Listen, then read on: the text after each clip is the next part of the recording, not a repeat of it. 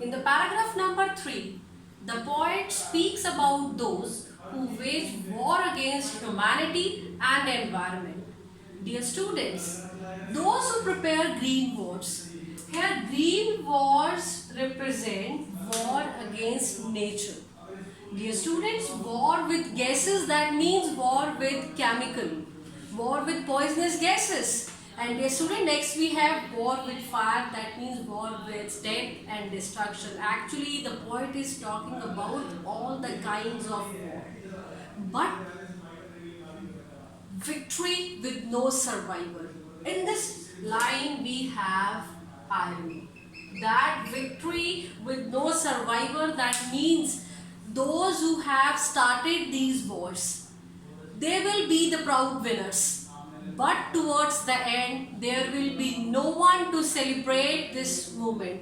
Do you know the reason? Because if we human beings keep on destroying the nature, the day is not so far when the nature will ruin us and we won't be able to survive on this planet Earth. That's why victory with no survivor. Yes, we will be the winners, we human beings, but we will not be there on this planet or Earth to celebrate this moment, to enjoy this victory. No, not at all.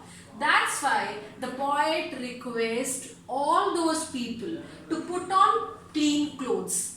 To put on clean clothes, that means they should shed their clothes which are already stained with humanity, with the blood of humanity.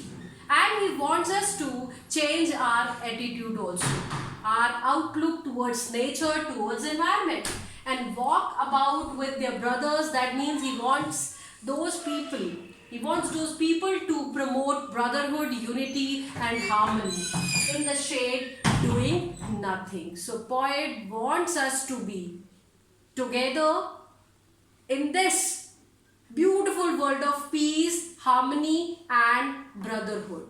That's it.